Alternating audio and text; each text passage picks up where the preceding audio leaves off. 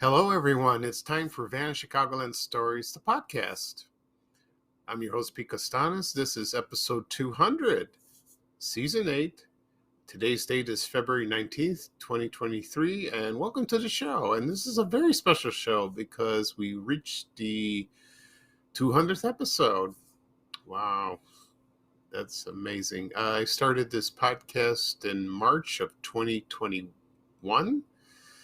And so next month will be 2 years. So I'll do a special episode for the second anniversary. That should be about a month from now.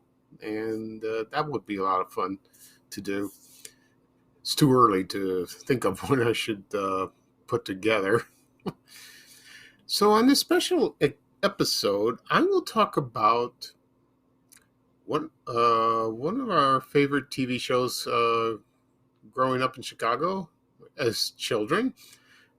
Garfield Goose and Friends. And I did a podcast episode about the show. I don't remember which episode. You have to search it. And I touched on it, not briefly, but pretty much. But I'm going to do it again for this special occasion. Also, I'll talk about actress Raquel Welch. She passed away a few days ago. And I'll talk about my memories of watching her. And because she was born in Chicago, but then she moved to San Diego and then became a famous actress. Like I said, I'll talk about the movies I saw her, TV shows, like that. And she passed away at the age of 82. So she was a very beautiful lady. Oh, beautiful. So right now, the program will go into a commercial break. And this program is brought to you by Crystal Light Mix, drink mix, that is. And it features Raquel Welch from 1987. And when I come back, I will talk about this product. And it's interesting history of it. So sit back and enjoy, and I'll be back with the show. Thank you, everyone.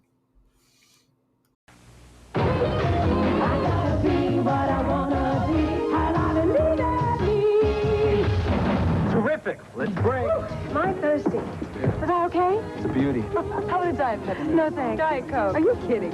Crystal Light, Rocky? Now that's my diet soft drink. Crystal Light Diet Soft Drink mixed 100% NutraSweet. Smooth and delicious. It's the one with a lighter taste. She believes in Crystal Light. You gotta need me.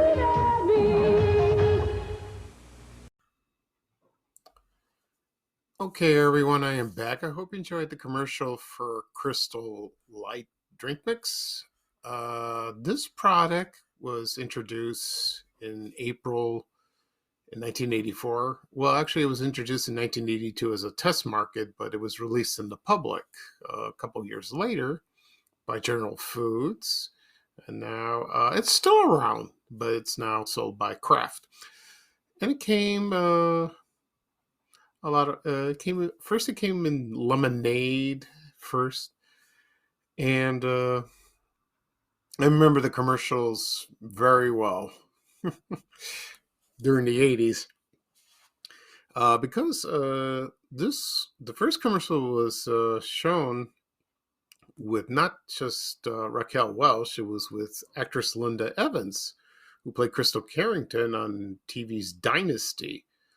And, at that time, it was Dynasty was a huge hit. Very popular show. And Linda Evans also did a commercial for, I forgot what, I think a hair product or something like that. I don't know. I have to do some research. But she was in a gym, exercising, doing aerobics, and then she was drinking a glass of Crystal Light lemonade. And she did that for a couple of years. And then not just she did commercials, she also did magazine ads for that product. And the next actress that stepped in was Priscilla Presley. Now, at the time, she starred in TV's Dallas. She played Jenna Wade. And she was only there for a year. She did that. And then the next commercial was Raquel Welch. And so I don't know how many commercials Priscilla Presley did or Raquel Welch, maybe one or two, maybe possibly. And then I didn't see it much on the television at all. So it was with NutraSweet, ooh, like that. So I've had it a couple of times. I remembered when it was probably in the 80s, 90s. It was not bad. So it's still around to this day. It really is. And let's see, other flavors came. Well, I'm not going to read all of them because there's so many. Lemonade, orange, pink lemonade. Let's see what else. Concord grape, fruit punch, sweet tea, strawberry kiwi. Let's see, lemon iced tea, mixed berry, etc., etc., etc. So I didn't really pay attention to this product when I go grocery shopping. It's there, so you can find it at your grocery store or Target, mostly Target, I would imagine, or Walmart, or you can order on Amazon.com. You can have that. Okay. At the beginning of the program, I mentioned, that this is a special episode. It's episode 200. I will talk about Garfield Goose and Friends, and also actress Raquel Welch. Before we get started, I'll talk about the program. I was going to start the podcast in January of 2020. And I went to how I learned to do a podcast. I enrolled in community college, just took a class. And that's how I just started. The funny thing is there were two classes, but the first one was canceled. I guess not enough people. And I went to the second one, which is bizarre. I mean, I don't want to re-enroll, for the first one, but that's okay. I got the basic idea. And it was very informative. I learned a lot. And then I learned online, did some research. And then, so I decided to launch it in January 2020.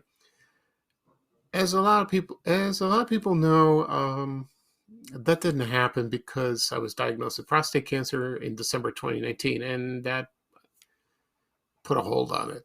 I had to concentrate on my health. That was too much for me. So I waited. I want to wait till I get treated, and that took about a long time. Almost a year. To get back on my feet. I had to go through the operation, radiation, recovery. Oh, that was rough. Plus, 2020 was not a good year. We had the pandemic. There was all kinds of nonsense. It was not it was a memorable year, but not a fun year. I can tell you that. So I wait till everything cooled down a bit. So I decided in 2021 I would start in March, and I felt much better back then at the time. That is.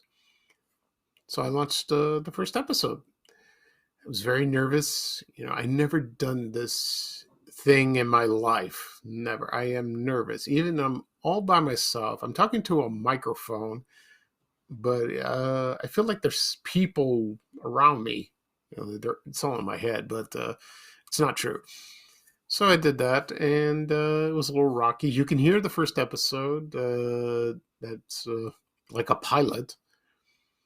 And it's an introduction of what I'm going to discuss in future episodes, that is, excuse me.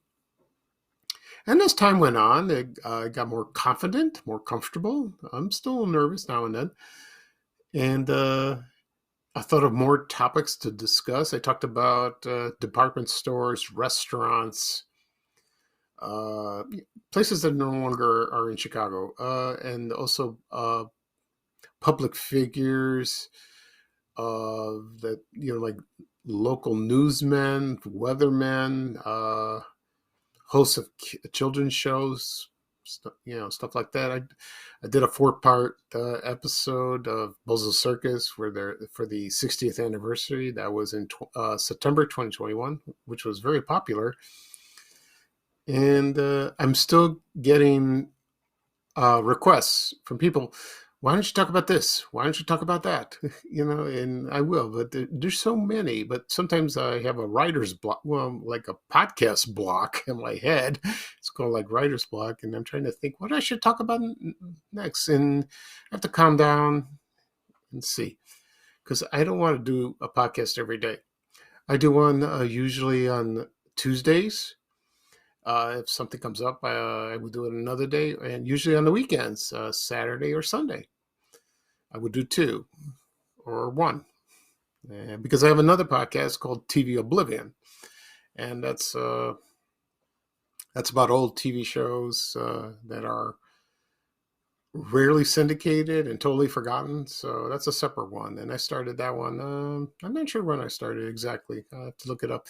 I'm up to episode 30. That one, so I'm doing very slow. That one's taking slow.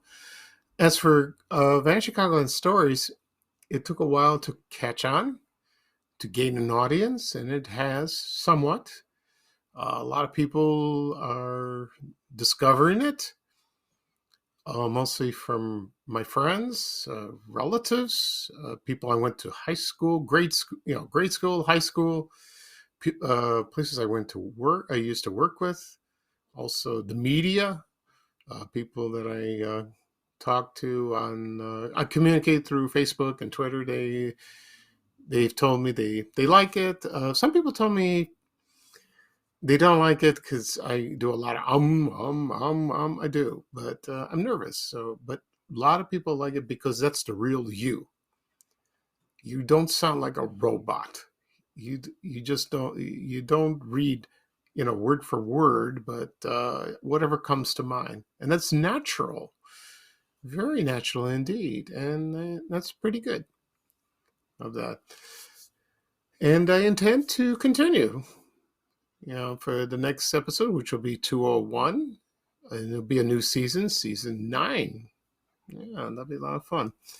So we'll see what I'll discuss then. I have an idea, but we'll see. And then I'm having a ball. I love doing it. I really do. It's not professional, it's just me talking. This podcast is like an old radio show. I've said that before. I have an introduction. I have the commercial, me speaking, and then the ending thing, which is Ray Rayner. So it's nothing fancy, I could put sound effects if I choose to. I don't know, maybe. But so far it's just clean. Sometimes I make mistakes, if someone sends me an email or text me, this is not correct, and I try to rectify it on the next episode, which I will. So just be patient and be understanding. I'm just an ordinary guy. I'm not an actor. I'm not a journalist. I am me, Picastanis. That's it. Who runs Vanishing Chicagoland Facebook page for the past 10 years. That's who I am. Okay, let's get started with the show. But first I'll talk about actress Raquel Welch, and then we'll get to the Garfield Goose topic, because that's very, very big and very popular. Okay. And but right now I'll take a little break. I'll be back in one moment. Thank you, everyone. Okay, everyone, I'm back. Before I get started with Raquel Welch, I want to mention one thing. There was another actress that passed away. Her name was Stella Stevens. She's not really Chicago related, but I used to watch her on television, in the movies, in the theater, of course. One of her famous roles was in The Nutty Professor that starred Jerry Lewis. That is a classic. That's not one of my favorite Jerry Lewis movies. Mine is Who's Minding the Store with the big vacuum cleaner in there. And she was as in Nutty Professor, she was very good. I liked her a lot in that. And I remember one of the Jerry Lewis movies it was called The Ladies' Man. That came out in 1961. They showed that on Channel 9 one day, and right after that, Night Beat came on with Jack Taylor, who just passed away recently. And he started laughing when he got on the air. I forgot to mention that on the other episode. So anyway, so with Stella Stevens, I remember from Nutty Professor. Also, Girls, Girls, Girls with Elvis Presley. According to some sources, she didn't enjoy the movie. She didn't like it at all. I don't know if it was Elvis or just a movie. I have no idea. And of course, from the Poseidon Adventure. Yeah, she was good in that. And she starred in a lot of television shows, lots of them. You know, Bonanza, Love Boat, Murder, She Wrote, Magnum PI, Heart to Heart, you name it, she was there. She was busy, very busy. And her son was Andrew Stevens. He's an actor, director. He used to be married to Kate Jackson in the 70s. I remember that. That was a big deal back then when she was in Charlie's Angels. So she was, so Kate Jackson was her daughter-in-law at the time. And I didn't see her much acting later on. And then she passed away February 18th, 2023. Yeah, yesterday. So that's a shame. You know, she was very pretty. Very pretty acting. Very good. Okay, so now for Raquel Welch.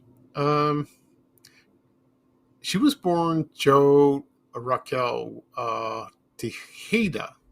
Got that right. And she was an actress, model, and she was born in Chicago. And her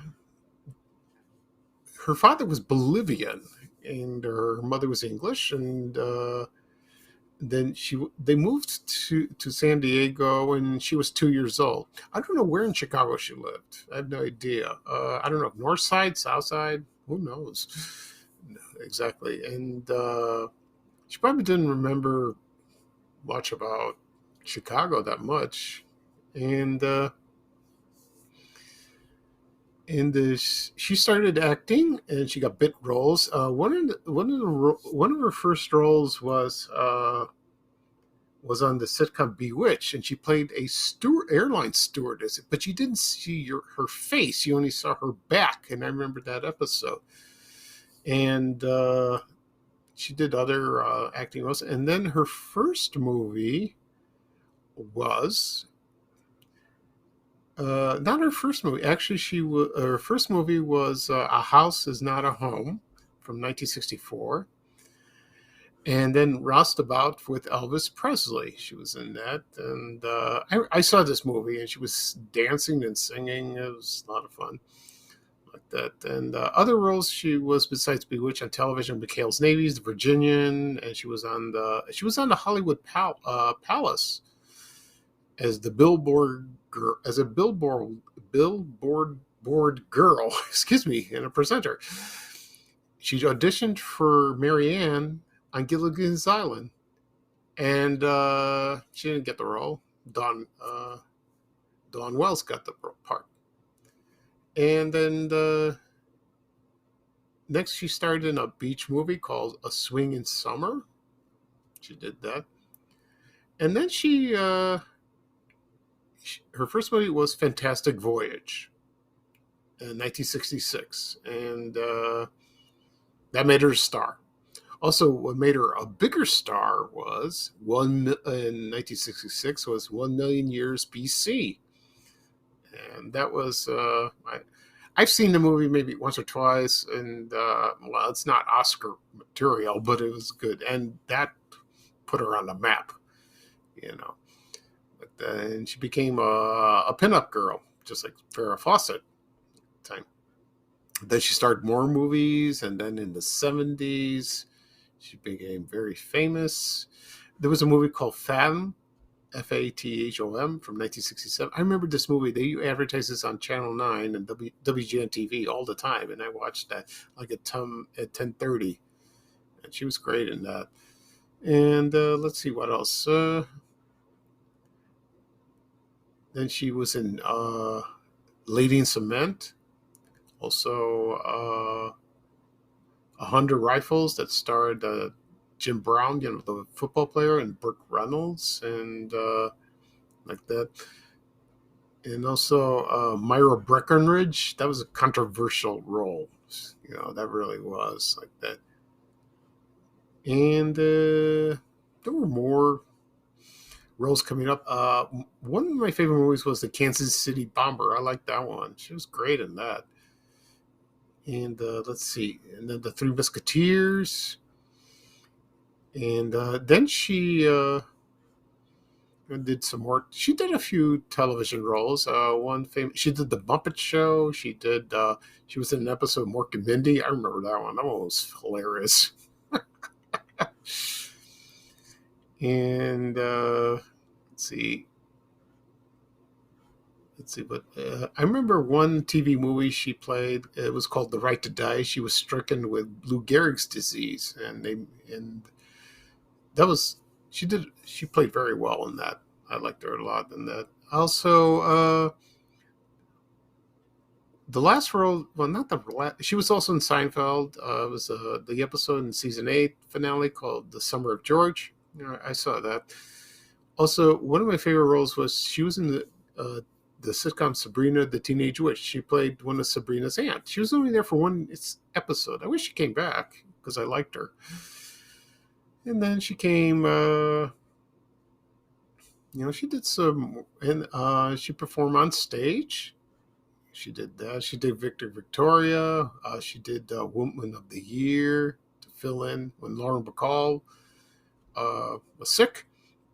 And then she was, so that was great. And then when I found out that she passed away a few days ago on February 15th, I was shocked. That was a big shock. That just came out of the blue. So she was very sick for a brief time. We don't know why. So she has 2 children. Her daughter Tawny, I think that's how you pronounce her name. I remember her from Falcon Crest, also in the movie Cocoon. So she was good in that. Okay. So her TV work and her movie work will live on forever. She was very. Also, she was on Rowan Martin's Laugh-In, with Dan Rowan and Dick Martin. Dick Martin always talked about her, wanted her to be on the show, and she did come on the show in 1971, and she was hilarious. My favorite part was she was with Ruth Buzzy, who played Gladys Omfrey, and they both dressed up like Gladys, and they hit each other with the purses. That was hilarious. That really was. She was a good sport. And lovely lady. All right. Now we go to Garfield Goose and Friends. Oh, we got a lot to cover. So here we go. So this was a children's television show. It aired from 1952. 1952 to 1976. And I'll give you a brief history of that, and I'll tell my memories of watching the show. And so it was hosted by Fraser Thomas. He created the character. Not in Chicago, but in Cincinnati. And he was hosting a TV show. And he got the idea. There were 3 ideas, but I think this one made sense. He saw some Catholic nuns with a sock puppet in the form of a goose, and which they invited children to feed the goose. And he wanted to do that, so he wanted to create a television show. So he created the name Garfield. That's how Garfield Goose was born. The name Garfield got it from the TV station Telephone Exchange at Cincinnati at the time. So in 1951, he moved to Chicago. It was on WBKB, which at the time was at Channel 4. I know it's the CBS affiliate. That's Channel 2. Garfield Goose appeared on at another TV show. It was called Petticoat Party. Fraser Thomas hosted that show. And the lasted for, I don't know how long it lasted, maybe a year or two. I think just a year, I imagine. So they offered him a show, and he got his own show, and it was called Garfield Goose and Friend. The other puppets were not introduced yet. So that premiered on September 29th, 1952, and with the puppeteer, his name was Bruce Newton. He was the puppeteer. And it was a big hit. It just took off. It was very popular. Fraser Thomas did not wear that familiar, like Admiral's outfit. He just wore a suit and tie, and he just spoke to Garfield, just like that. And but later on, he became. First, then he wore the suit on and became admiral, and then he became his prime minister. So Garfield Goose was the king of the United States. He pointed at me. So you can understand that. Like that. And let's see. So while the show was on, they had there was a book, and Fraser Thomas collaborated with Roy Brown, who played Cookie the Cook on Buzz the Circus. They put it together, and he did the illustrations of that. And it's kind of, I've seen the book, and it's kind of cool, like that. I know there were coloring books during that time. They marketed that. There was Garfield Goose shampoo. It was shaped like a goose. You've seen these on eBay or other auction sites. You would they have them for sale, and they're very rare, depending on the condition. As the show went on, there were more characters added. First, there was Garfield's. Let's see, his.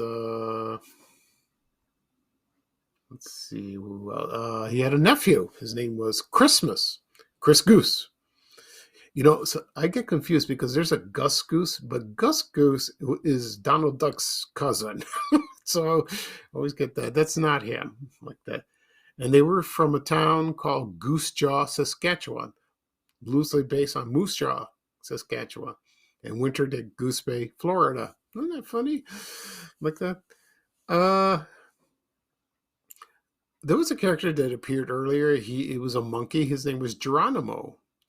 And then he didn't stay very long. He was there I don't think a lot of people remember him. No, not really, like that. And then when WPKB TV channel 4, then it was sold. It moved to Channel 7. That was WENR. And then the Channel 4 station moved to Channel 2. And then it was only on Channel 7 for 1 year. That was it. And let's see. So, about a year, maybe a year or two or something like that. And then it moved to WGN in 1955. And then this was set in a castle. Of course, Garfield was the king of the United States. And of course, Fraser Thomas became the prime minister. And the set was inside the castle. I remember, everyone remembers the set.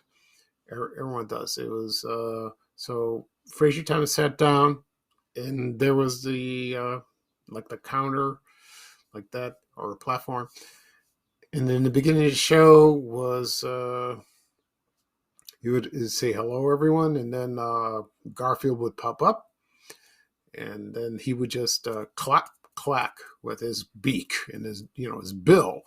That's how he communicated with Fraser. Fraser Thomas was the only person that spoke on the show. The puppets did not say a word, nothing. And so it was a big hit. And I don't know what time it aired. Probably in the afternoon. I don't think in the evening. No, I don't think so. And then, so there were more characters introduced. There was Romberg Rabbit. He was from another show, another children's show called Quiet Riot. And then they moved him over there to Garfield Goose. And then I think it was now not Garfield Goose and Friend. It was Garfield Goose and Friends. They just pluralized the title. Also, there was the Bloodhound. He's one of my favorites. Beauregard Burnside III. He was chief of Garfield's Secret Service. He was the laziest dog you ever saw in your life. And he was always sleeping. So he was always sleeping, or while he appeared on the show, and and Fraser Thomas was talking to him, he just dozed off. So the only way you would wake him up, he would call out or lift up his ears, or whisper in his ears or yell in his ear. He would say hot dogs, hamburgers, spaghetti, and meatballs, and that woke him up like that.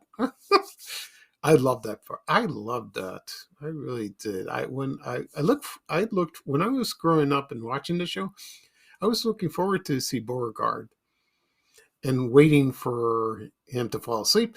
And Fraser Thomas would say that famous line to wake him up. It's kind of cool. It's very nice, very endearing, like that. Okay. And the other one was Macintosh Mouse. He was in charge of the castle mailroom. So he was cute. He's a cute little mouse like that. And he was very helpful. And I remember at times when Fraser Thomas would ask, Macintosh, is there any mail? He brought some mail up and did that. Also, we also had his nephew, Chris Goose. He was also Christmas Goose. That was his name. Also, Mama Goose. That was Garfield's mother. She came to visit all the time. Actually, that's Garfield in a gray wig with a shawl and glasses. But when we were kids, we thought Mama was another goose. But it's in reality, it was really Garfield. Also, before I go on, there were puppets on sales, real like Garfield Goose. So I don't know if these were sold in stores. I think they were. I don't remember exactly. I never owned one. I wish I did. You can find those on eBay, probably, if you're lucky. And sometimes Fraser Thomas would not understand what the puppets were saying, especially Garfield. So Garfield will go down to his castle and type a note on his typewriter. And he would go down there, and then you would hear the sound of the typewriter going ding, and then he would bring that up for Thomas to read what he said. Most of it's good news, most of it's not bad. And sometimes Fraser Thomas would sometimes Garfield would do something bad or something, I don't know, not unethical or wrong. He would, and then Fraser Thomas would sort of admonish him like that. He says, no, don't do that. Please do not do that. Why did you do that? And Garfield would get infuriated, and then he would bite him on the nose or bite him on the hand. And his beak was long, and he would do that. And then sometimes he would do this on the side. He would turn his head and just bite him like that. And then he would leave in a huff and go down to his castle. And he would stew for a while and then come back and everything's forgotten. Man, that was kind of cool. It's funny like that.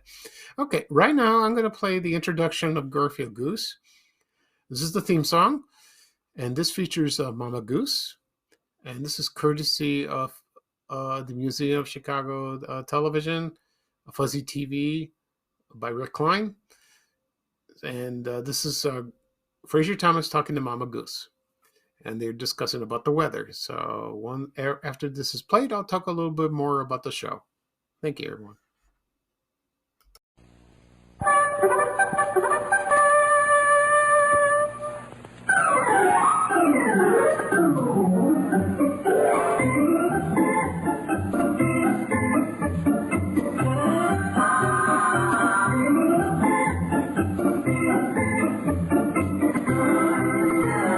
How nice to see you today, Thursday morning. 14th day of March? Right. And I want to tell you, March has been pretty good to us so far, hasn't it? Hasn't been too bad. Not too bad. But you know what they say, when it comes in like a lamb, it may go out like a lion. Okay, everyone, I'm back. I hope you enjoyed the introduction of Garfield Goose and Friends. That is Monkey on a String by Ethel Smith. And that's from an old record of that. That's a familiar theme song. When you, just like me, when I was little, you would hear the trumpet blaring and you hear that song come up, and then they showed the title of the show, and you're on your way to Garfield Goose's castle. Oh, what's beautiful memory. I watched the show regularly. It was on 8:30 in the morning, but the thing is, I didn't watch it much because during grade school, the school bus came to the house and I had to leave. Oh, that was hard. My mother was yelling at me, "You got to hurry, you got to pick up." I was so hypnotized and mesmerized by the show. I didn't want to go to school, and there were days off, or when I was sick, I would turn on Garfield Goose right after Ray Rayner and I would watch. Oh, what a beautiful time. It was beautiful. I loved it.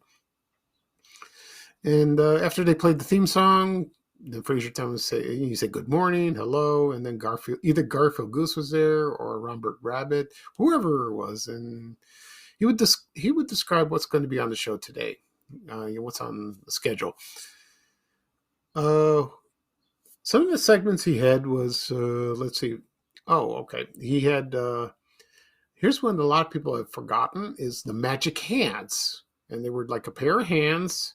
And these pair of hands perform magic tricks or did like that. I don't know whose hands were there. Some say it was Marshall Rodin, who played Wizzo on Bozo Circus. Maybe. I'm not sure. I can't confirm it, but I do remember that. I remember some hands seeing that. Also, we have the Hobby Corner. That's when children they send in letters to the show, and they tell them about their hobbies, and so they invite them on the show live, with Fraser, and they either perform their hobbies or they have them on display on a table, and they tell them about that. That's kind of cool, like that, and that is educational and fun to watch. Also, we also have the little theater screen. That's one of my favorites. So sometimes when Fraser is talking to one of the puppets, like for example Garfield or Mama Goose or Robert Rabbit or Macintosh Mouse or any of the guys, they would go down to the castle, bring the little theater screen, and then Fraser would just hook it on the counter, like that, and he goes, "It's time to watch," and then he would say, "This is what we're going to watch right now." And one more thing, there was a doorbell on there, and I remember seeing that. So when Fraser is there and there's no one around, he would ring the bell, and he would he wouldn't know who would pop up. Usually it's Garfield, but it could be anybody else. Also, there was the bell. I think Garfield rang it for some reason. I forgot why. Or anybody did. I think it was Garfield's that did that. Anyway, for the little theater screen, some of the they showed cartoons or mostly cartoons. Of course, the most famous one of all was Clutch Cargo, which a lot of people were fascinated by the show with the lips. And that was one of my favorites. And they showed in a few minutes of that. It was serialized, so you couldn't wait to watch the next show after that. And it was a Clutch Cargo with Splinter and Paddlefoot. And you can find those on DVD. Also, they show. I'm trying to remember which cartoons I remember watching. I remember Sinbad the Sailor. That was from Hanna-Barbera. Also, the Mighty Hercules. Let's see what else. Rocket Robin Hood. I remember seeing that. Yeah, he was there. Let's see what else. Also, what's another famous program they showed on a little theater screen was the movie Journey to the Beginning of Time. And that was a movie, it was a science fiction movie from 1955 in color. And it was from Czechoslovakia. And well, when we watched it, we had no idea it was from there. And that was fascinating. And it showed, it was like Jurassic Park in those days. But this movie, like I said, it's from the now it's the Czech Republic. So they dub the dialogue and the actors, and it was really a movie, but they edited it so much, in a few minutes. And then I think there was an off-air announcer or something like, be sure to tune in next time for Journey to the Beginning of Time, and like that. And he was the same guy who did that in the beginning, where it left off. Oh, I was mesmerized. People were like on the edge of their seats watching this, including myself. And a lot of people remember it. And then later on, when everyone got older and realized, this is a movie. It was from, a real movie like that. So once videos came about, people bought the entire movie and watched it as is. Maybe they're disappointed because it's not like what we watched on Garfield Goose, but this was the actual movie. So I never owned the movie, so I remember seeing the Journey to the Beginning of Time. I was enthralled by that. Oh, it had great special effects. It was, at the time, it was stop motion special effects. Ooh. And it was kind of cool. It really was. So let's see what else. I don't know what else he presented. I can't think at the top of my head. So yeah, but the Pink Panther, he showed that. At times. I think he did show on Ray Rayner, but I think Pink Panther was shown on Garfield Goose at times. Because Garfield Goose would never show Warner Brothers cartoons or anything like that. Fraser Thomas didn't want violence. Not really. That was reserved for Ray Rayner. For that. Okay. So as the show went along, and it was a huge hit and all that, and then in 1976, Ned Block, who was Ringmaster Ned on Bozo Circus, decided to retire. So then Fraser Thomas, they taken the role as circus manager on Bozo Circus. They kept the show on for... so the show was still on in a way. Yeah, it was still on until 1976. So he was doing two shows simultaneously. And then they just canceled it. So, and then the puppets moved to Bozo Circus. They didn't stay very long. And then because Cuddly Dudley came. And so... So Fraser Thomas focused his duties as the circus manager on Bozo Circus, It was a shame because I remember seeing Garfield Goose on Bozo Circus. I really did, And now the puppets are in the Museum of Broadcasting Center in downtown Chicago. If you care to visit, they're on display. Help yourself. I haven't visited yet. I would love to. I would love to see that. That'd be kind of cool. And then Fraser Thomas, he became the circus manager of Bozo Circus until 1985, and then he had a stroke, and then he passed away, which is a shame. There are not much tapes of the show. Now there are a few on YouTube. If you like to listen, or watch, and just watch if you'd like. And but it's a great memory. It's one of the greatest memories growing up in Chicago as a child. And when you start watching the show, you enter another world, a beautiful world. And Fraser Thomas was your friend. He didn't talk down to you. He just made you feel good. He really did. And the show lives on through our memories. It really does. Okay. So that's it for the program for episode 200. And so I'll do a quick recap of what I discussed. I talked about actress Raquel Welch. I mentioned about actress Stella Stevens. Also, I went a little more in depth of Garfield Goose and Friends, a TV show that aired on WGN TV Channel 9 in Chicago. So that's it for episode 200. Oh, I reached this milestone. Can you believe it? Okay. So the next episode will be 201, and this will be season 9. It's the first show of that. I will probably do one. I don't know if I'll do one Tuesday, maybe this next weekend. We'll see. And I'll think of what I'll discuss. So once this podcast will be published, it will be available wherever podcasts are available.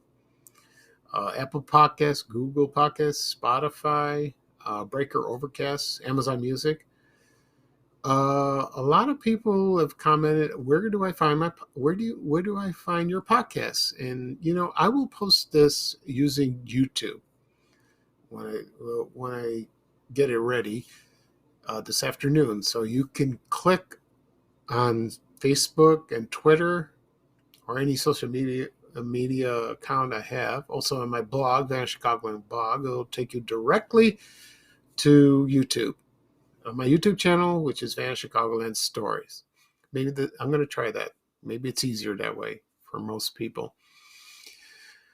There's no specific time. So once you get to YouTube, my YouTube channel, that is, you can subscribe and you could be notified for future episodes. That is more coming. Also on my apps, you can do that too. You can subscribe. Okay. So this is Pete Costanis, your host of Vanish Chicagoland Stories. Thank you again for joining me. I had a wonderful time. Everyone have a wonderful day. It is gorgeous out. I can't wait to go out for my walk this afternoon and get some fresh air. So here's bye-bye for me, and here's bye-bye from Ray Rayner with a little traveling music. So take care, everyone, and so long. We have to go. Bye, bye, bye.